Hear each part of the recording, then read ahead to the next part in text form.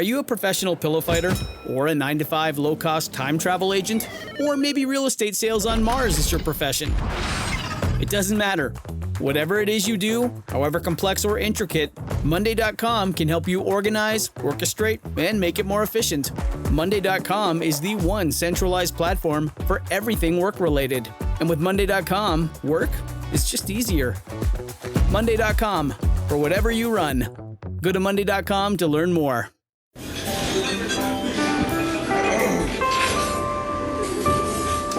Well, I don't see the point in waiting any longer. So let's bring her out. The star attraction, the one you came to see. Ladies and gentlemen, the one, the only, Miss Judy Gold. You are about 30 years old, and your parents are like, look, you need to figure your shit out. Yeah. And they send you to to take a test on what you should be doing with your life. Yeah. So you become a journalist. You've really researched. I do. This I is have incredible. to. So when do you decide? How what did you do for like the band writing? Was there anything else you did before they were like, look, Dave, you got to get your shit. Oh, and I do want to tell one more story before we get to this. The Murphy oil soap story. Oh, yeah. That's my favorite. Oh, wow. Yeah. Oh, so my mom growing up. Who ran her own temp agency and had to make dinner for everyone. 5 kids and a husband. So worked full time, 5 kids. Whenever we would eat any meat or whatever, like it wouldn't be like we all get a steak. There would be just like one big slab of meat. Yeah. So yeah, she's like, and she'd always be on the phone, like, with a wired phone. Yeah, with the cord. And she was in the kitchen, and she did a number of things like this over time where she was multitasking. She was like marinating the steak, and she had a bottle of Murphy's oil soap on the counter because every flat surface in our house was covered with like half-eaten bowls of cereal with the milk and all that. And so there's just shit everywhere, and there's Murphy's oil soap, and then I guess like vegetable oil or something or salad dressing. Right. That she was going to dump in the Pyrex dish with the steak. Pyrex. And she love it. She I love Pyrex. She dumped.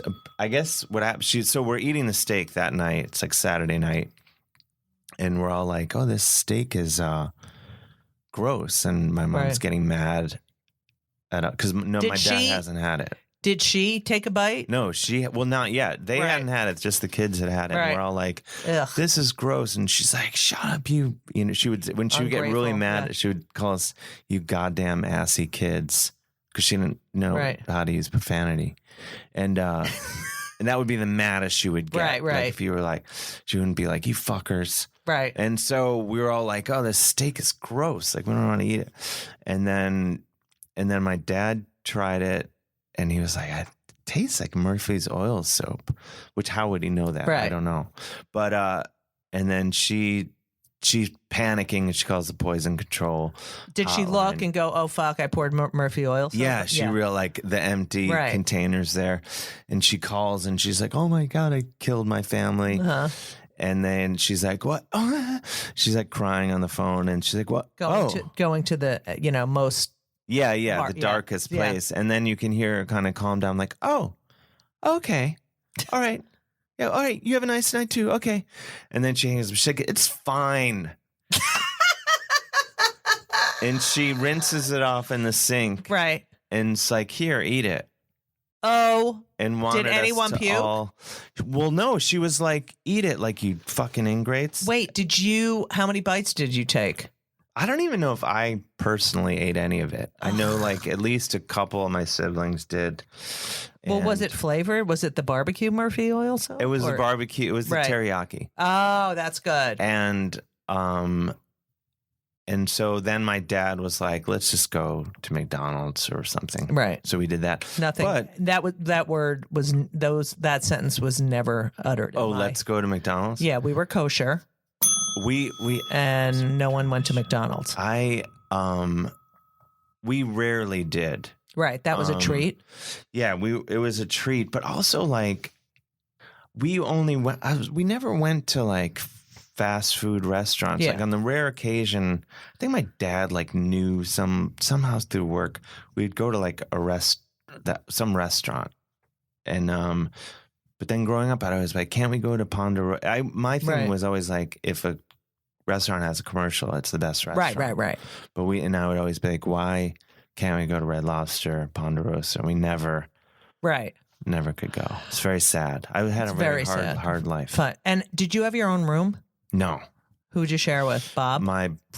Bob and Katie for the first few years, and then Katie was like, I got my period, I'm out of here. No, like they built like an addition. We used to call them.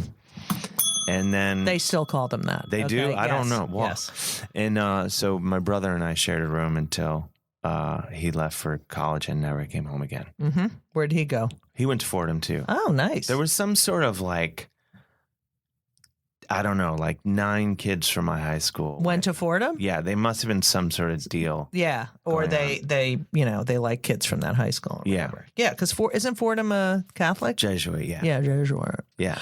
All right, so you're bouncing around, and all your siblings are working at this point when you're 30. Yeah, totally. So what did they do? Married and stuff. Okay, so they're all married. Some of kids. them, okay, so what did they all do? Bob. He is now a nurse practitioner, but he was a social worker before that. Oh, I love Bob. He's the best guy, seriously. Any gays in your family? Well, no. What? I feel like maybe, but it's not my place. Okay. To say. Okay, and I won't say. But I can say none of my siblings. None of your siblings. Okay. No, but I feel like. Cousins, aunts, uncles. No, well, I don't. Somewhere along the, I feel like there's maybe just not. I would be like thrusting this. Right? Yeah, you can't. Story, but I'll find out off the air. But I don't know. Okay. I don't know. Maybe. Okay, so Bob. All right, what did Libby do? What does she do? She's works in like corporate world. Where'd she go to consulting. college? She went to John Carroll, which was right down the street. Okay. Literally down the street from So she's very close to your parents. Yes. Okay. She's the available child that does everything. She does everything. Okay. Yes. Like when my mom died and my dad finally moved out of the house, she dealt with all that. You should say thank you to her every fucking day. I do, I think. Okay. Miriam. She was a journalist for years, and then she moved. Then she was like working for Vanguard, which is financial. Yes. Being their sort of in-house writer, journalist. And then she moved to Australia. And what's the other? Wait, I forgot the other one. Katie. She worked for Goldman Sachs. Ugh. And then now she raises kids, and then they build houses, and and she decorates them, and then they sell them. They flip houses. It's called flipping houses. Yeah, flipping houses. Yeah. So, and where did she go to college? She went to Georgetown. Wow. Yeah. Katie. Yeah. Where did Miriam go? Notre Dame. Wow. So the rest of you, Fordham, and my brother and I'm too attached to my parents to leave. Okay. So basically. So you're 30 and your parents are like, look, you fucking loser. Yeah. What are you doing with your life? And I heard you say, and this happens to me all the time, like it used to, not anymore, but why can't you get on Saturday Night Live? Oh, You know what? I'm filling out an application and, it's like they have no fucking idea. Yeah. Yeah. And it's, my mom, not that I'm, hugely successful now or anything, but I was to the point right around when she died, when things were, just starting to going, I'd been making my living for a while in comedy, and she called and she's like, oh, my friend so-and-so saw you on HBO. Right. And then she's like, that's pretty good, right? And I was like, oh, wow, she's finally getting it. And I was like, yeah, I think it's pretty good. And then there was this pause and she just says, what's HBO? No way. Truly did not know. And so nothing I could do was gonna make her understand. Yeah. I was lucky because, my mother grew up in Manhattan, and my father, he was very into the arts and played violin. I mean, they wanted me to be a teacher because, that would have been safe. But whatever. So they send you to take a test to see what you're good at, what you would be. And the guy says to you, well, it looks like the arts, music. Yeah, this is after a full writing, day. yeah. Like 8-hour day of like looking at pictures and then saying, And then he says, it was like art, music, art, and writing, all the things. Yeah. And then he's like, or import export.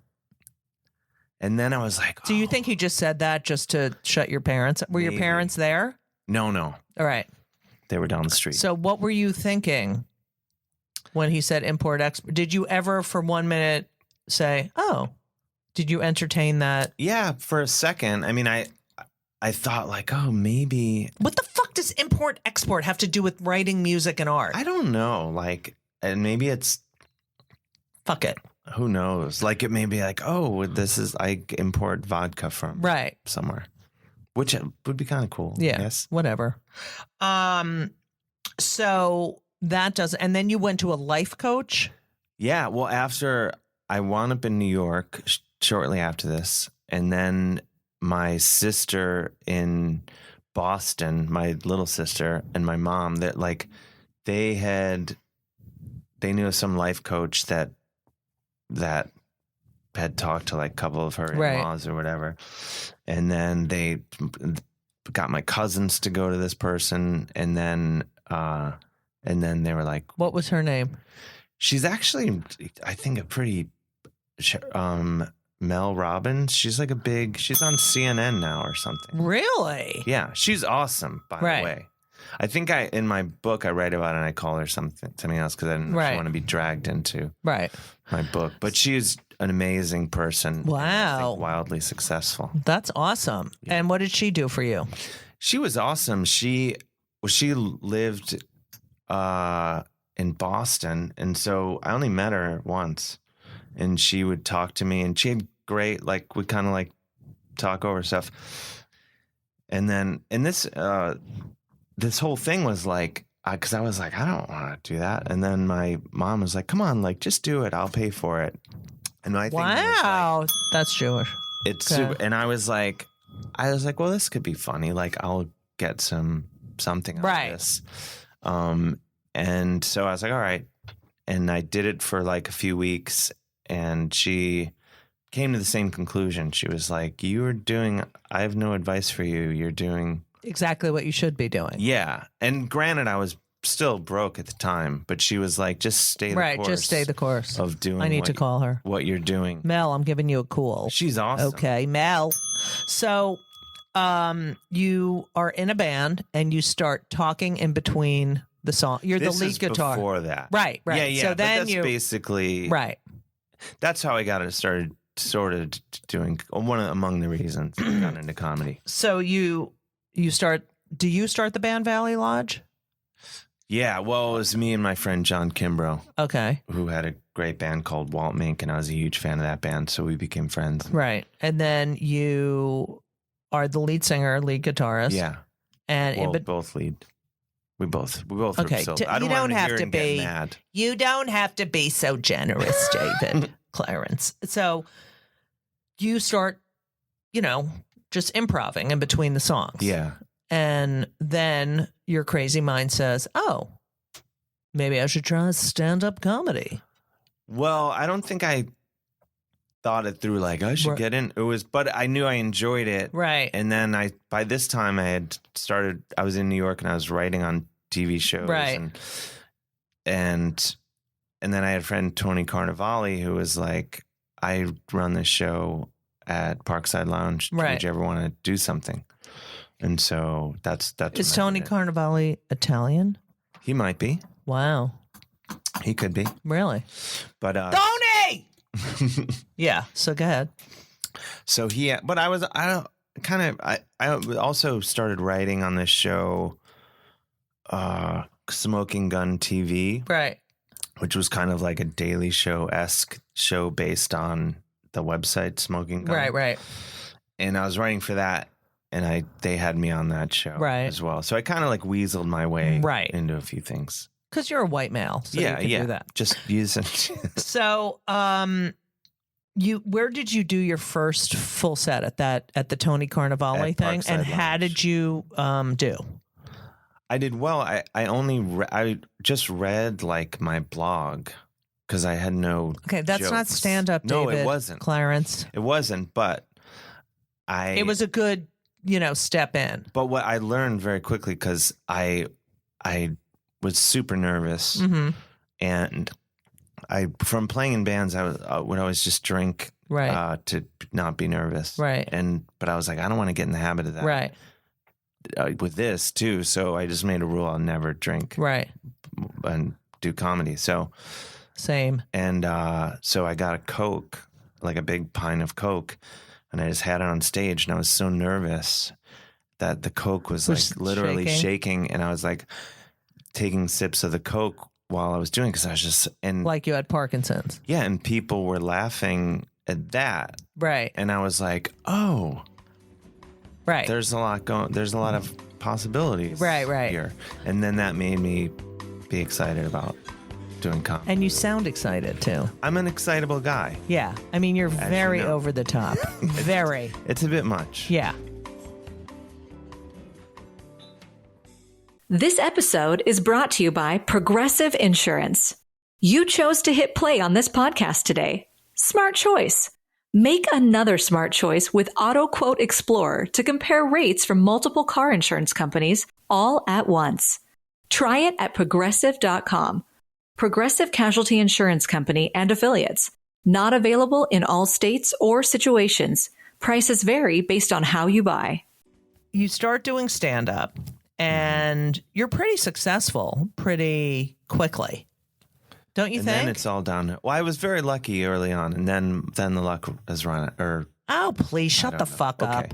So you played tennis with the Williams sisters. Is that correct? Against their will, I was hired by HBO to. It was them and a couple other famous tennis players. I can't remember their names. One of them was like. Was the number one seeded player at the time.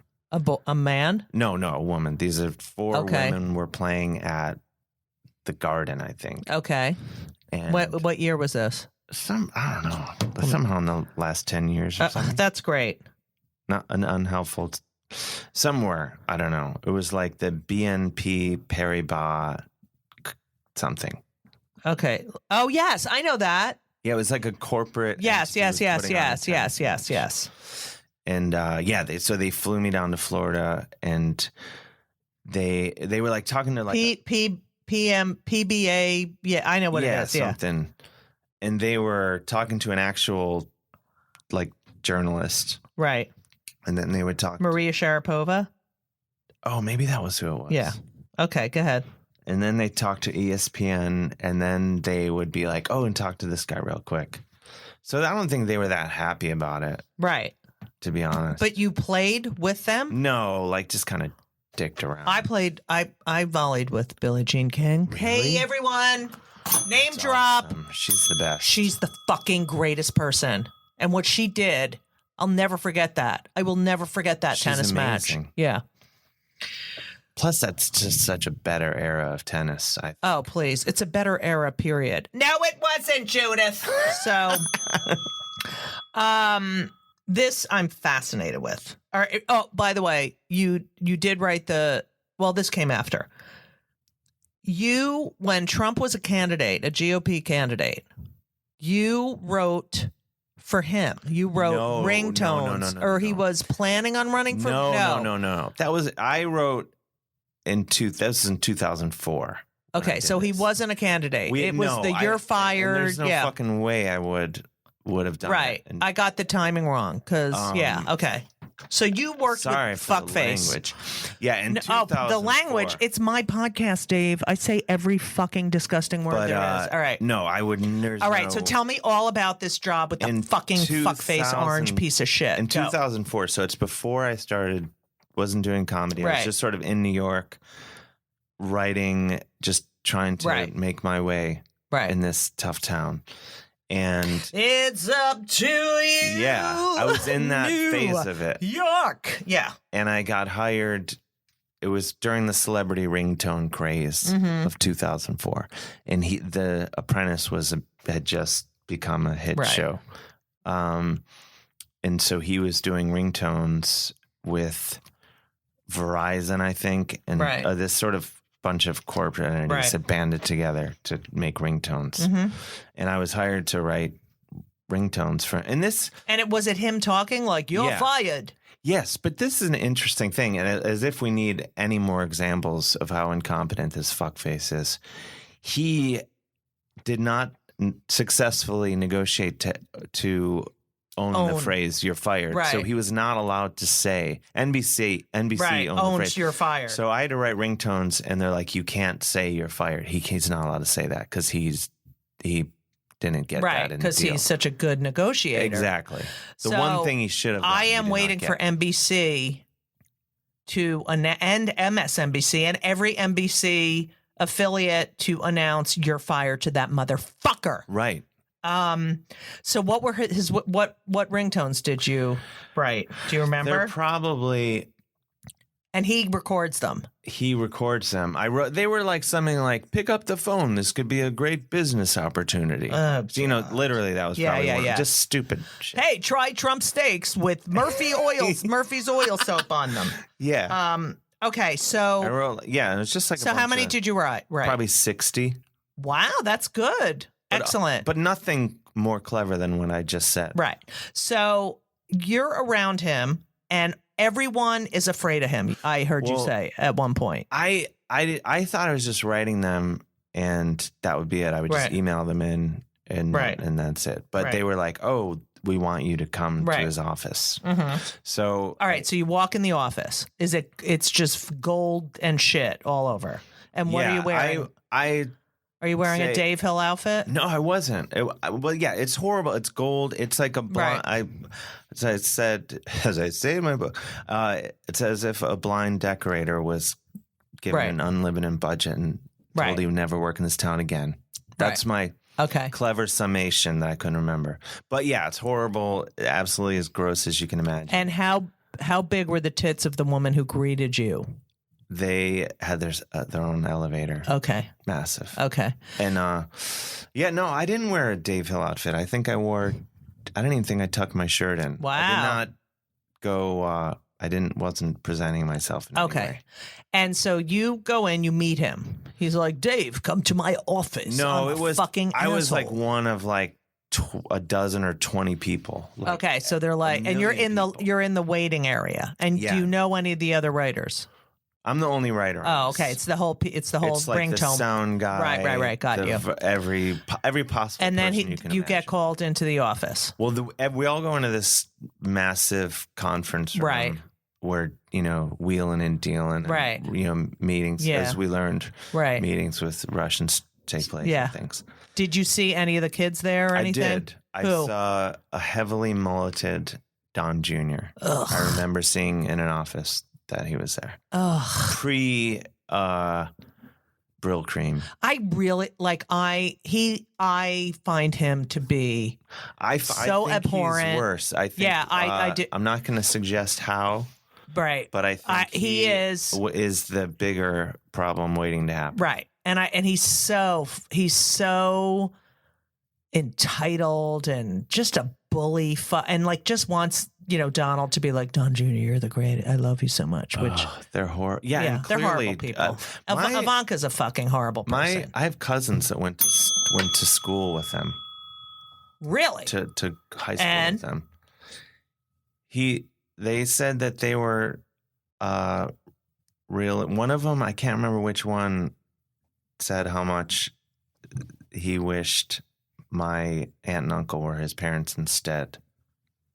Not what does that mean? I don't know. But basically suggesting my life. So is they hell. were friends. No, just kind of knew each other. Not friends. Right. But knew each other. And was he a dick in school? They didn't really say. Okay. I'm going to say yes, he was. Okay. So. I can tell. Oh, gosh. So you walk. I know this What? much. Donald Trump never donated a dime to the school. Right. Of course. Because Ivanka donated $500. Right. There's little secrets I know. Ivanka How I know. is disgusting. The fact that she's a mother and allows children to be separated from their families. I mean, it's bad enough. I'm saying Ivana. Oh, donated Ivana. $500. Oh, okay. But Take no, that back. Ivanka absolutely It's scum. horrible person. So you go in, you're in the office, and everyone there is afraid of him. Yes. And you could give two shits. Yeah, I don't know what I'm doing there. Right. And you've got the cool Dave Hill aura that you had in high school. Super cool. Right. Like, who is this guy? I need to know more. And he kind of takes to you, correct? Well, he's sort of scaring everyone for a really long time just because they're like, oh, shit, this is... Right. Were you scared? No, because I was just like, I'm just over here. I'm Dave Hill. Dave Hill, I play hockey. Well, I was just like, he's not even going to look at me. Like he's I'm in dealing. a band. Yeah. You do well in school. All right. Yeah, go ahead. Here's the thing. Like I will not say I liked him, but in meeting him in person, I was like, oh, this guy, as we already know, he's full of shit. But I was being in a room with him. I was like, oh, this guy is so fucking full of shit. Right. This is all an act. Like even this scenario where we're just recording these things and there's no reason to. So I was kind of. Did you think he was a sociopath at that time? No. Okay. I thought like, oh, this guy, I kind of thought he was funny that as a performer, I was like, oh, I think it's funny that he's playing this fucking cartoon billionaire. Like, there's not a better person behind this, but this is all this ridiculous act. Like the energy going into it. I thought it was hilarious. I had the show on HBO. Where I interviewed people. Yeah. I interviewed him. Oh, go ahead. That was my first exposure to you. That's my first when I first became a fan. When I was little Dave Hill back in Cleveland, Ohio. Oh, and he was at the movie theater. I think he was with Melania or a porn star or same thing. And they're like, "Go talk to him." And I went over, and he was such a dick, such a fucking dick. Fuck. Yeah. So, okay, this whole process happens in his office. Blah blah blah, blah. And then you get to shake his hand. Like, he doesn't shake hands with anyone, right? Because he was a germaphobe. Supposedly. I mean, now you see him doing it all the time. And how big were his hands? Do you remember? I don't remember. Really. They're tiny. They're tiny. This we know. Okay. But the thing was, like, at one point he was getting sort of like everyone he interacted with, everyone's like kind of terrified that he was going to flip out. And then at one point he's like, who wrote this? And everyone was like, oh, let's get it. Yeah. Then he'll Dave. focus on Dave. Yeah. And then they're like, he did. Yeah. Everyone points at me and he's like, these are just very good writing. And then he would only talk to me for the rest of the time. Wait, did you feel like ping when he said very good writing? Or were you like, whatever? Dave Hill. I don't know. I always have Dave to have Hill. a compliment. I didn't care. I think it was nice to hear. Yeah, I felt okay. Whatever. But I played hockey. The future Hitler was still really nice good to at hear. sports. I'm Dave Hill. All right. So you then are like, does everyone hate you then? Because he's like, oh, very good. Or they all I think they were happy that the attention was off them. Good, like, because he was just kind of not being pleasant. And that was your last encounter with him? Yes. I had met him before that. Right. Where? Like, I was hired a year before that.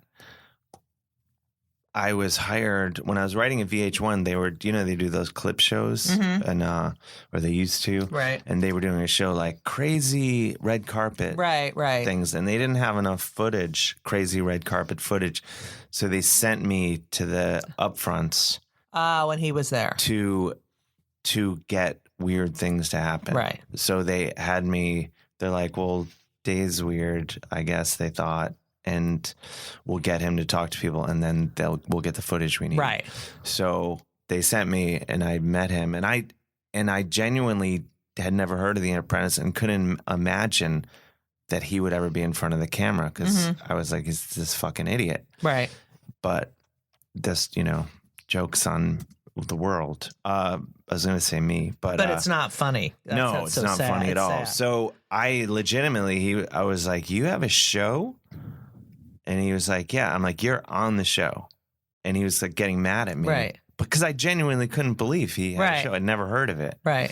And so a year later, so I should say, when I went to his office a year later, I was like, I hope he doesn't remember me. What if he remembers me? But he didn't. You wrote the theme song for John Oliver's show, but you had written it before, not for the show. They had called you and said, yeah, it was just my band. Liz Stanton. I love that. Yes, I love she's Liz the Stanton. best. Is she the fucking best? I absolutely love She's class act, that one. Absolutely. I love her. Okay. How did you become friends with Malcolm Gladwell? Like you're like Dave Hill. Like, I'm Dave Hill. I wish I was cool. Or I wish I had the confidence you make it sound like. Yeah, it's Dave Hill. And you think I'm a wallflower, but I'm a magnet. No, I'm terror. I live a life of terror. Oh, shut up. So how'd you become friends with Malcolm? He's friends with my friend Steven Sherrill, who's a great writer, and that's how I met him. And you actually wrote Tipping Point, and he put his name on it. I wrote Tipping Point and most of Blink. Yeah. Mm-hmm. It's great. You're very talented. Do you still see him once a week, Malcolm Gladwell? I see him a lot just because we live right by each other, and we go to the same coffee shop. So, right. So I run into him quite a bit. I'm going to see him tomorrow, actually. Though, Can you tell him I love him so much? You should. He's a delightful person. Okay, I do. Don't tell me I hate when people say, you should do this. No, here's the I'm other. not saying like telling you to change, but like he's a fucking. He's genius. an absolutely wonderful fellow. And I love his hair. He has great hair. Yeah. This week's episode of It's Judy Show with Judy Gold is sponsored by BetterHelp. And if you know me, which I think you do because you're listening to my podcast right now, you know that I am a big advocate for therapy. I think it benefits everyone. I think there's so many people who need it, who don't partake. It is so important for your emotional health and well-being. Therapy is fantastic. It is in every stretch of the imagination. And if you're thinking of starting therapy, please do it. But please give BetterHelp a try. It is entirely online. It's designed to be convenient. It's flexible. It suits your schedule. You fill out a brief questionnaire to get matched with a licensed therapist, and you can switch therapists anytime for no additional charge. I have switched therapists in my life. I've had many, many therapists, and sometimes it's not a great fit for you, but don't give up. Therapy is beneficial. You can learn about yourself, you can process, and just be emotionally healthy. I'm telling you, do it. BetterHelp is great because, when I used to schlep to my therapist's office, it was so annoying. You have to do it, and you sit there and you wait, and then I'm telling you, doing it online is fantastic. And BetterHelp is amazing. I know a lot of people who've used it. So if you're thinking about therapy, go to BetterHelp.com. Let the gratitude flow. This is Gratitude Month, people. So you need to let the gratitude flow with BetterHelp. Visit BetterHelp.com/JudyGold, JudyGold, today, and you will get 10% off your first month. That's BetterHelp, HELP.com/JudyGold. You're welcome.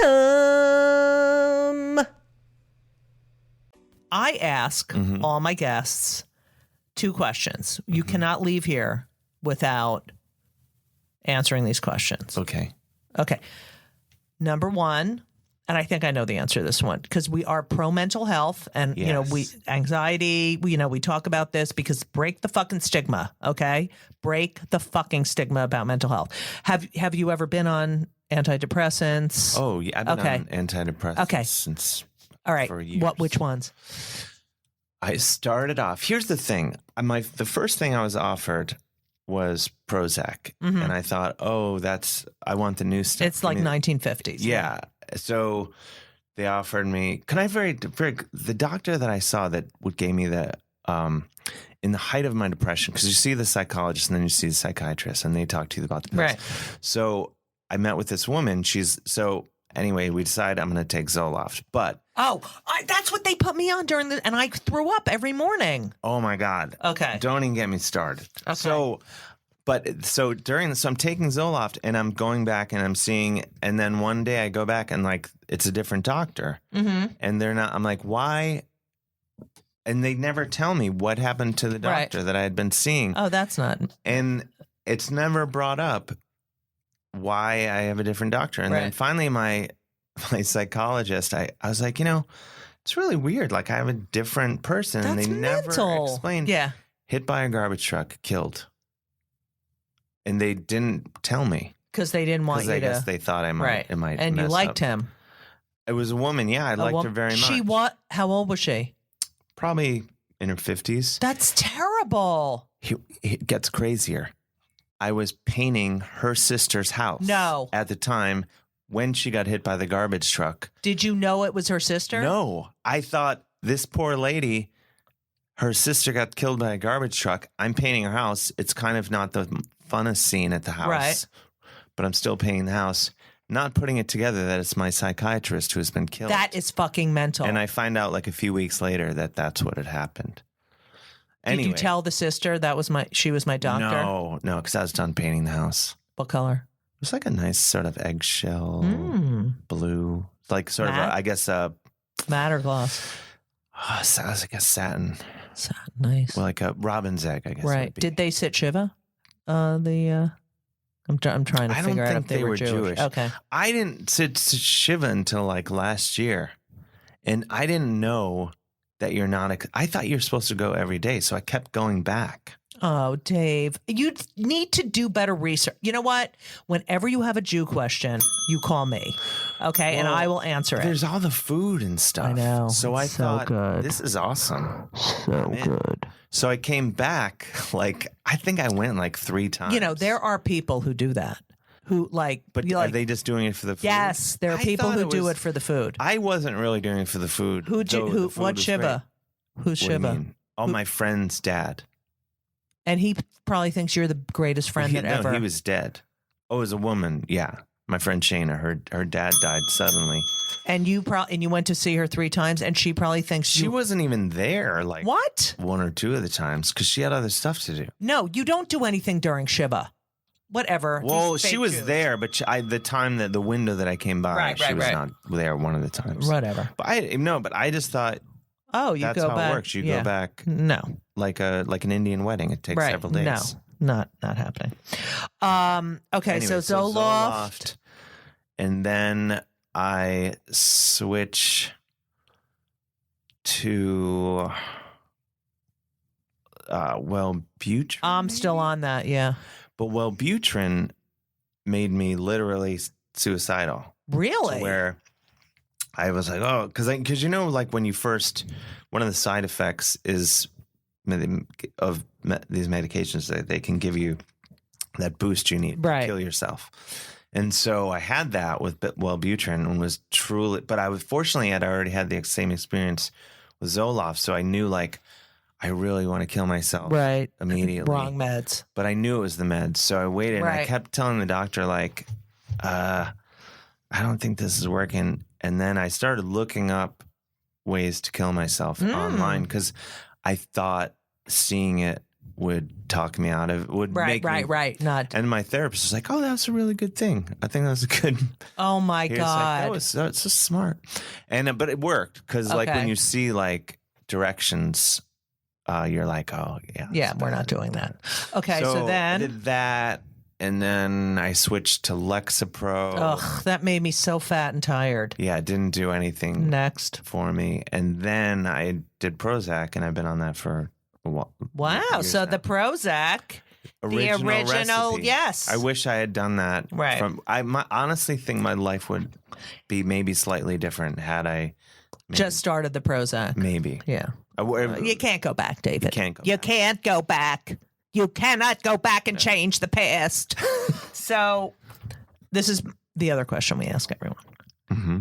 What pisses you off more than anything in the entire world? Like makes you fucking crazy. Like big things, like it could be anything. Of the world. Like it could be anything. Like what makes you like you fucking like just ruins your fucking day? Ruins my day. Mm-hmm. Probably my own mental problems. But no, that's not good. What sets you off? Okay, people who do anything on their phone without headphones, like watch a video. I can't. Just listen to music. Yeah, on the fucking subway just now. Just I'm like, or what about? Okay, what about the people who will be talking on the phone and the phone is on speaker and they don't fucking know, and they're like, and I'm like, what the fuck is wrong with you?